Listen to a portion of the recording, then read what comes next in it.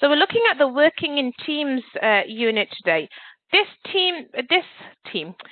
unit's aim in total is just to help you to realize what is good teamwork, what creates synergy. So synergy as in cohesion, getting along with each other and working good together in an organization. It'll also show you that the different skills that you need as to have teamwork. So what sort of what features create an effective team? So things like motivation, leadership, how we delegate, so how we actually share out tasks between our team members, how we influence them, and how we develop our own interpersonal skills. So like I said, there's 6 learning outcomes on here. We're going to be looking at learning outcome 1, which is understand the key features of an effective team. So 1.1 is describe the qualities that make a team effective. 1.2, describe different team styles. Merit is discuss your own preferred team style and then give us reasons why you'd like that style of team working. And the distinction is explain your own approach to building a successful team. So remember, on this section, if there's anything you want to ask, just please feel free to ask within. Yeah. So we're just going to look at the qualities that make a team effective for 1.1. So when we start off with team building, we want a strong team. We want to have a good foundation where we have members of our team where we can actually perform high quality and good business acts, so that we've got a good team ethic, we can be held accountable for any successes we've got, we can have a smooth running cohesion, work well together and work towards what the goals of the company are. Now, if you've got employees or team members that don't gel, they don't work good together, they're not getting along, a lot of issues can happen. You can have poor organization, missed deadlines, conflict, just people who aren't happy to work with each other. There's a whole lot of issues. So we're going to look at the next couple of slides just to see how we can make sure that we have teams that are collectively productive and how they can actually help to drive the company forward. So there's 14 points that we're going to look at, and apologies if I read through some of them. It's just the best way to get through them.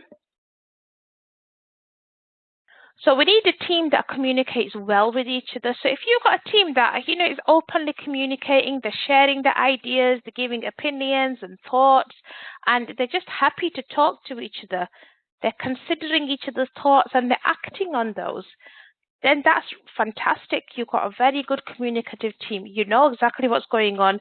You can keep track of any progress that is happening. You can work efficiently together. But if you've got a team where you've got bad communication, you might miss information, you might have crossed wires, you'll have work that isn't completed, or if it's done, it's not done in the right way, or you might have some members of staff who are doing one thing and some members of staff who are doing the other thing, or you might end up getting 2 members of staff working on the same point together, and then it's crossed work because you don't need 2 people doing the same thing. So a lot of issues can happen. So number 2 is you need to focus on your goals and results.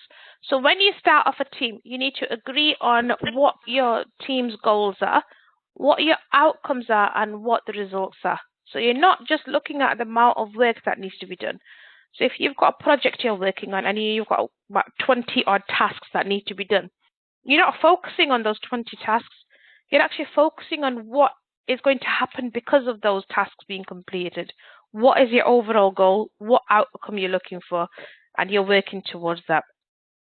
Now, you need to give clear direction when you're working together, especially when you've got a team, say, of 10 members. You need to tell them exactly what's going on, what you're aiming towards, for them to work in a good way and for them to actually work together as well. So number 3 is everybody will contribute their fair share. So everybody needs to have a fair share of the workload. They need to understand what they're doing, what the responsibilities are, and where they actually fit in with the business. When everybody's working fairly and equally, they're going to feel they've got a sense of belonging, they're committed to their work, and they're going to care about what the general outcome is. If you've got some members who are doing more work, some are doing less work, it's going to create inequality, isn't it? You're going to have issues where some people, you might come up and say, oh, Afsha's not doing her fair share. She does one task, then she takes a break for 2 hours, and then she comes back and does something else. She's got a really small workload, whereas I've got barely time to go and get a cup of tea. So it can create issues. So you've got to also offer each other support. So having a team that you can actually go to and work with and actually, be happy about approaching is good, because you know that if you're stuck on something, you're comfortable enough to go to someone and actually talk to them. It'll help your team be more productive. You'll get support and guidance, and sometimes it happens that you just want someone to talk to so that you can clear things up that are going on in your head and then get back to work. Are you okay so far with what we're doing, Vicky? Yeah. Listening. So we need also, for number 5, we need team members that are diverse. So we know that there's no two people are the same. So everybody is unique. They've got their own experiences, they've got their own knowledges, they've got their own skills. Not everything is education heavy. Sometimes you'll get somebody who's been working in a particular area for 30 odd years and they've got really high skill based to back them up. Then on the other hand, you might have somebody that's just come fresh out of university and has got all that theoretical knowledge. And that doesn't mean one person is better than the other. It just means they've got different skills and they can work in different ways, but in the end, it'll come on, support each other, so that you're sort of, in a way, you're covered as a whole because of the different skills within your team. You're really covered for every aspect. Then number 6 is to make sure you're organized. So organization is really essential when you're doing a business. To be honest, it's essential when you're studying, if you're working, if you're running your household. Organization is a key skill. If you don't have organization, it can become chaotic. You don't know what your goals are. You don't know what's getting done. People don't know what's happening. So it's really important that when you've got a team and you're handling it, you tell every individual, every team member, what is their responsibility? What sort of things do they need to figure out? So you would come to me and say, Afsha, it's your responsibility. You've got these tasks. You need to organize your workload and you need to get it done. This is your deadline. So, and then you need to come back and make sure that you're checking up on us as well and making sure that we are doing our work. The best way to check up on your team without making it seem like you're hovering over them or standing behind them and constantly, standing over the shoulder, is just to have regular meetings. You can have a meeting at the end of the week, go over everything that you've done, and then also set tasks for the coming week so everybody knows when they come in on a Monday morning what they're meant to be doing. Number 7 is that they should have fun. If you're going to work and you just stand there and you're sitting, for example, you're sitting at a desk and you're just constantly just typing out, doing a bit of paperwork here, there, doing your tasks, but there's no talking, it's silent, it's boring, isn't it? You're going to get stressed. There's no productivity because you do need that human interaction. You need a bit of social life. So teams that, you'll know it from you working as well. If you go in, you've got some people that you'll like working with, some people that you say hi to, but you probably look forward to going into work with some certain people, don't you?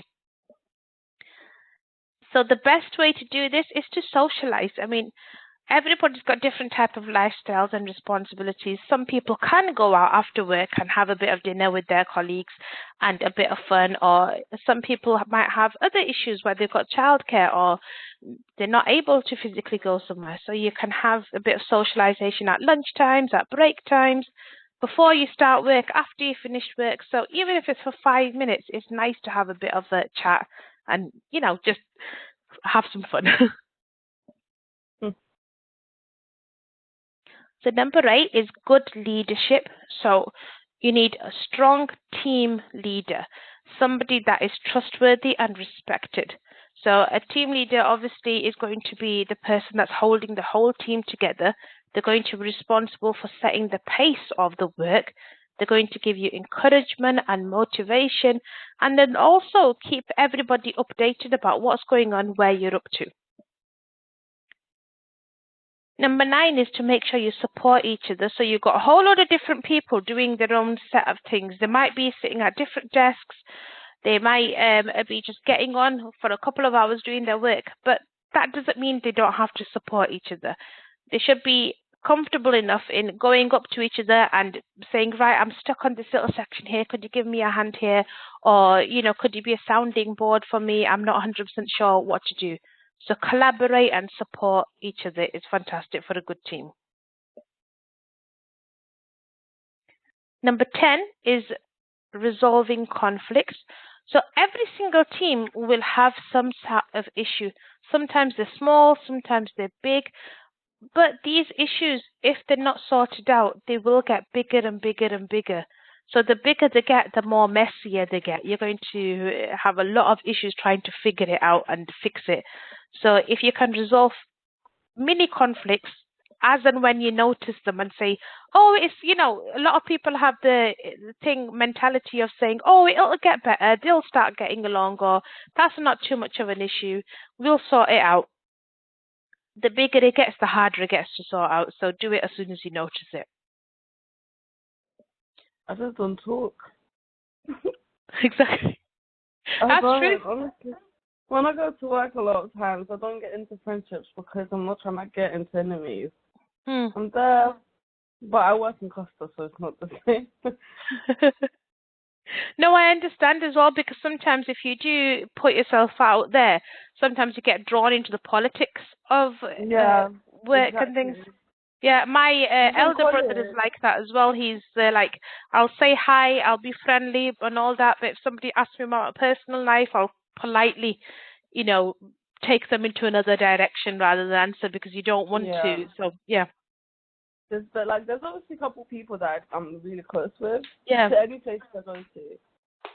But I'm just so wary of it, because I know if I'm out there talking about business with everyone and being too friendly, people push up boundaries all the time. Yeah, 100%. So I kind of keep myself to myself, and I'm like, go home, I call my friends, I talk to people that I know I can talk to. Yeah, because sometimes you end up getting into the middle of something and you're like, I really don't want to be here. What's going on? Yeah. And it's so much harder to come out of it than actually get in there. Without looking bad, you could say something innocently, and then it's like exactly. Yeah. Exactly. Or you overshare something, and then the whole workplace or college knows. Exactly. Yeah. That's the best principle, I think. Yeah, and I'm nice to everyone. Like, I'm very friendly. What's a certain point? After the point, no, I'm not going to tell you what I'm doing today. No, exactly. Yeah. Yeah. So it's good to be in that way as well. I mean, it's nice to make friendships as well, but it's not.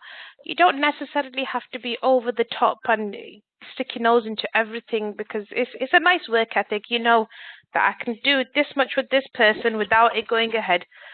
So yeah. I think I had a bad experience. Oh, yeah. I think it is that we do learn from our experiences as well when you sort of get involved and stuck in something.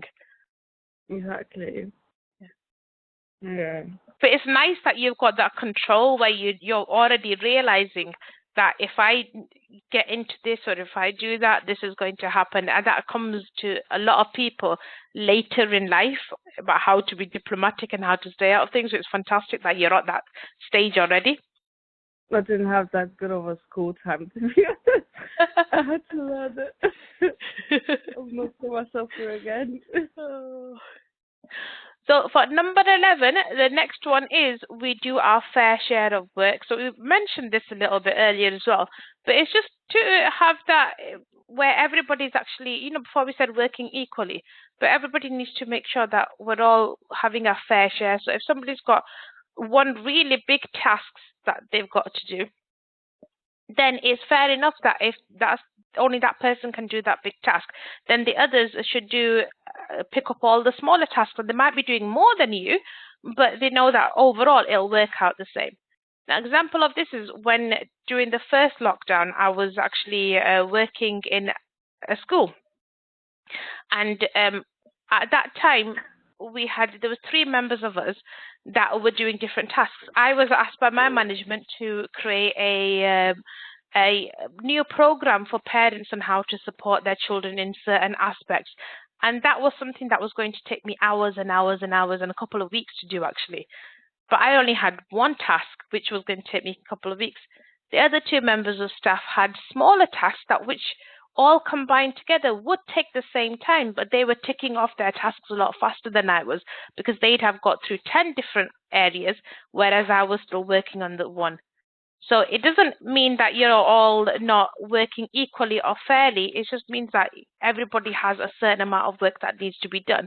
And sometimes it might seem like, oh, Victoria's only got one task. Why has she only got one task, but I've got 10?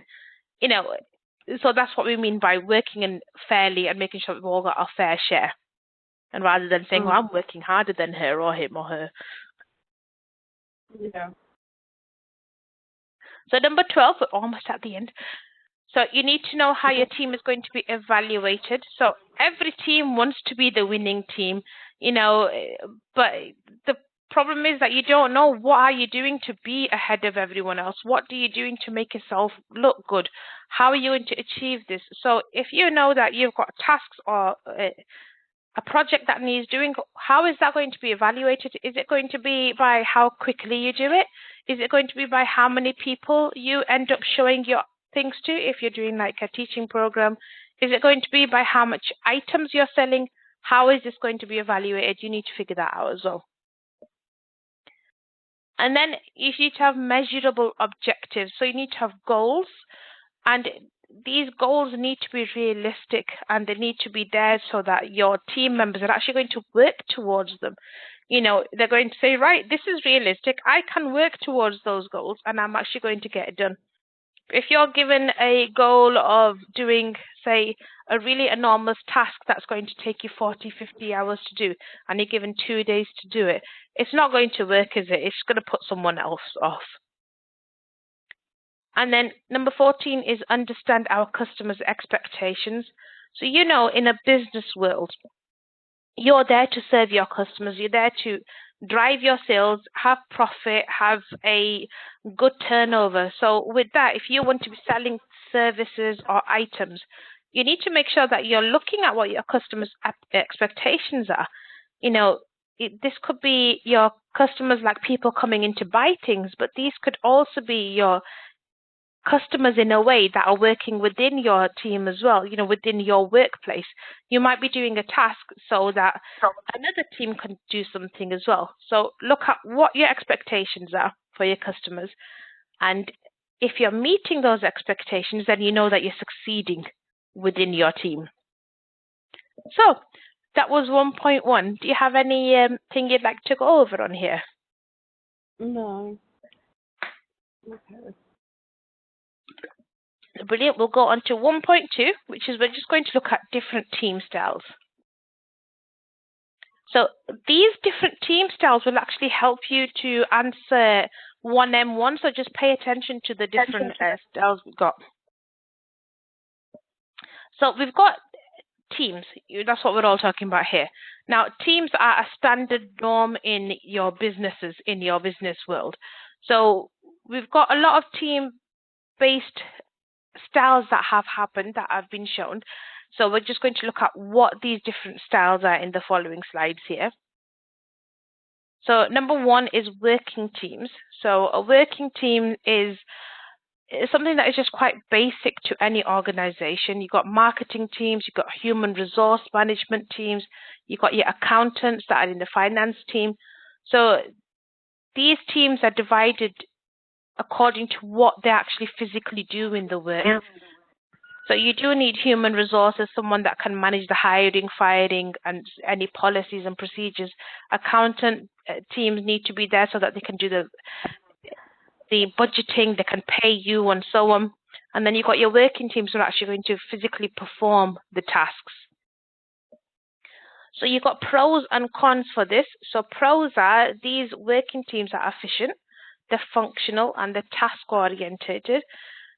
That each department has a clear role, and there's not much miscommunication or cross-functional responsibilities.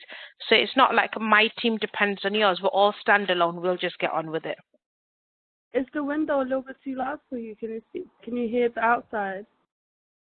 Oh, no, it's fine. It's only very light. It's okay. Are you sure? Yeah, 100%. I don't want to disturb you. Okay. Oh, no, that's okay. Because So I we're live next sitting to here. the road. Yeah. Oh, no, it's all right. It's only very tiny little sound in the background. Nothing major. Okay. So the cons for this, so the bad points for this, that there's not much communication between the departments. So there can be rivalry sometimes between these departments because they're not really talking to each other. They don't really know what's going on. They can have clashing interests, so it'll cause conflicts. And they might really just get stuck in a rut where they're just doing the same old things over and over again, and it's not innovative. So number 2 is problem-solving teams. So these types of teams are normally temporary, but they just focus on a specific issue. So an example of this is that there was a financial crisis in 2008, and there were lots of organizations that had to create teams and governmental committees to help with some solutions to come out of this, because the country was in quite a steep recession at that time. There was a lot of financial issues going on. So once these guidelines were set in place, once these plans were formed, once all these task forces and committees had actually come up with good ideas on exactly what to do, they were disbanded. They were just pulled apart, and they all went back to their normal jobs or to other places. So they're just temporary. They're only there for a specific time until that issue is sorted. Then you've got virtual teams. So a virtual team can be any team that communicates digitally, so rather than in person. So you've got good communication tools. It'll help your managers to build good teams, but it also depending on their strengths and weaknesses. So you're looking at strengths and weaknesses rather than geography. So within my organization, we've got members of staff that live within England. We've got members of staff that live in different countries as well, quite all over the world, in Europe, in Asia, everywhere. And we can still get together via for meetings and things regularly, just that we can work on our strengths and weaknesses in aspects that we don't have to say that, oh, we're just limited to the Manchester area, or we're just limited to the London area. This is we can only hire local people. So virtual teams are quite good as well. Did you grow up in Manchester? I grew up in Huddersfield actually, and then I came to Manchester when I was 7, I think. Oh. Yeah. It was nice. I can't remember Huddersfield that much though. So for virtual, accent. Oh, I don't have much of an accent. I know. I think mine's a lot of people are confused it for a little bit of a Scottish accent, but yeah, I don't know. I couldn't put my finger on it. I know you work in Manchester, but yeah, I'm quite accentless. I don't know how it's happened growing up in Manchester, but it has. Yeah, because you grew up in 2 places. Yeah. I always used to think I should be a newscaster because they don't have much accents either, do they? No. I don't have the energy for that though. You have an accent, that's something that I hear on the advert. Like it's literally the accent, I don't know. Like if I turn on the TV and I heard the voice, I always think that's normal. But like, I know that voice. Yeah. You never know, I might be coming to an ad near you soon. So onto here, with virtual teams, it's really important, especially now with things the way they are, and virtual teams are so much more popular. I mean, when this presentation things were made originally, the virtual teams weren't that big. now, because of the work from home basis, that you can actually physically sitting in a different area to your head office, it's so much more, accessible. So for you, as a student now, and especially you're going into university soon as well, it's really important that you've mastered these virtual skills, and you probably know a lot of them anyway. It helps with you. Exactly. It'll help with your academic career. It'll help you do conference calls. You'll have like presentations that you can do. So like Google Meet, Teams, Skype, whatever I can't even remember half of them, but there's so many different Zoom. There's so many different ones out there that you can actually do virtual meetings from.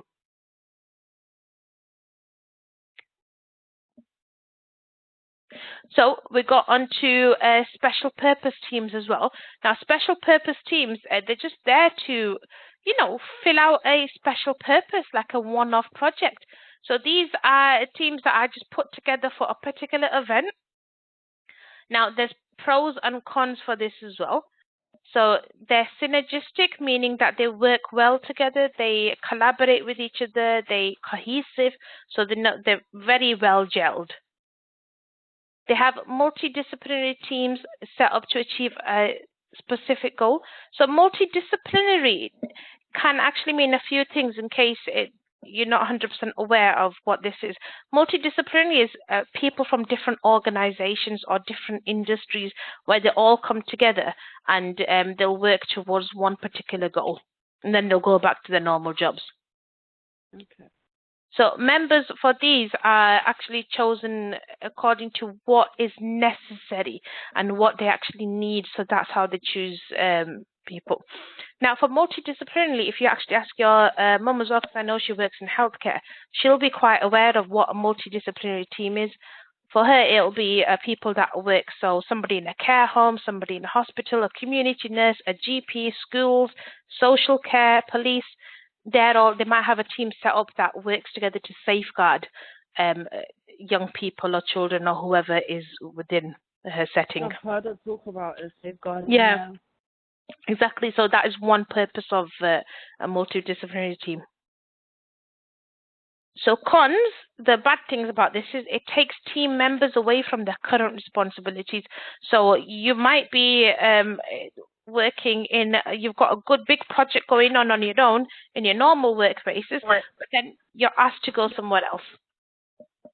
So you've got conflicting schedules and objectives, and it takes time for you to actually, when I said it was synergy here, where it actually you work well together and you gel and, it's a good team work. For here, it actually takes time for you to build that. It doesn't come naturally. Then you've got multifunctional teams. So these are teams that have members that are from different areas of expertise. They come together for a short basis, or sometimes they can actually be there for a permanent basis as well. So there's pros for this is where people with different disciplines will, different areas of work, they'll have different points of view.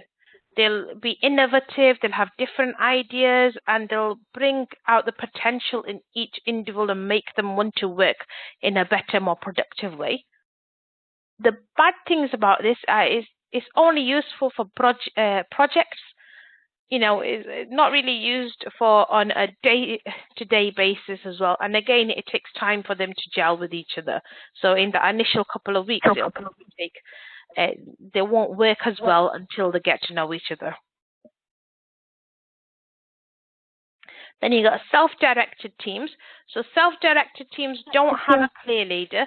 They normally got shared leadership and shared responsibility where they've all got some people that are, they all know exactly what to do. They know they're going in the same direction, but they don't really have a physical person looking after them. So the pros for this is that the members are motivated, they have shared goals and objectives and responsibilities, and they really are open for someone to give them feedback and say, okay, this is good, but I think you can improve in this way, and they'll work towards doing those improvements. The cons are they might not have a clear vision, don't have a leader, so conflicts can happen. So who's going to go and sort those conflicts out if there's no leader there?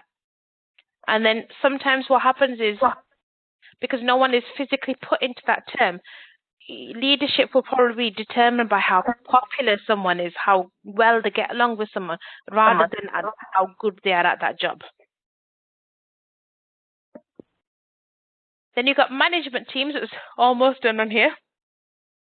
So management teams are like a board of directors, so the big wigs in a big company. They're the directors or the managers. They sit there and they look at what the strategic issues are. They look at macro issues, so the overall issue or the goals that will affect the whole organization. And they're quite traditional to an organization, to a business. The pros are it's very important to have these big management teams in place. They have cross communication. They're able to look at organization as a big picture, and they look at it in different departments, and they're very effective in making things happen. The cons are they might not be able to see exactly what's happening on the day-to-day running, because they don't work on the ground. They're not out there in the shops. They're not out there in the factories. They're not out in the office floor. They're out of touch with the realities, and sometimes if there's power issues, somebody might want more power and the leadership won't really work well together because they're all working to their own agendas. And then the last section, cross-functional teams. So within business settings, you can have permanent team members who are going to work with other departments to sort out any issues or events for a company. For example, you might have a marketing team that will work with the accountants, the financing team. They might work with the working teams that are running the day-to-day projects, or they might even work with specialized teams to run events. So they're cross-functional. They're working with lots of different people and lots of different departments within your workplace. So that was 1.2. Do you want to go over anything on here? No. Okay. So I've got 1M1 and 1D1 here. So for 1M1, we're just going to discuss your own preferred team style, and you need to give reasons for the preference. So on here, you're just going to look at those team styles we've already looked at. And you're going to tell me what is your team style, what do you like, and why do you like this? So for this, you can talk about a team that you already are in. So for example, where you're working now, what sort of style is that team style? How do you guys work together? Or you can talk about a team that you've been part of previously in a different job and how you guys used to get on. So tell us what your style is and how you get on with that. And then 1D1 is explain your own approach to building a successful team. So on here, I've just put some team building tips, but on here, all you've got to do is explain your approach. How do you build a team? How do you get them to work successfully? So I've got a couple of tips on here. So when you're building a team, you need to set out clear expectations, you need to work collaboratively, and you need to communicate well. Now, the first step in you building a successful team is getting the highest, most important team member first. So if you're going to be leading the team, who's your assistant? Who's going to work next? Who's the next most important part? Is it a specialist in a particular project that you're doing? So get that person that you know is the highest ranking member, is the most important. Get them hired first, and then they will help you to get the right type of people to build your team. So we've got a couple of ideas on here on how to do it. So you need to set organizational goals and start planning. So when you've got your team together, define your goals. Tell them what is important and work towards that. Define your roles within your team. So tell these people that are in the team exactly what everyone's meant to be doing. You know, what roles they've got, what jobs they've got, what goals they need to work towards. Then you need to maximize the skills of your team members. So if you were to have members of the team, some are good in accounting, some are good in organization, some are good at marketing. If you put a marketing person on accounting, you're setting yourself up for failure. So you need to make sure that you're working on, find out what each person's strength is, what their skills and specialties are, and work towards that. You're going to embrace diversity, so you need to look at team members that come from different backgrounds, different areas, different types of skills.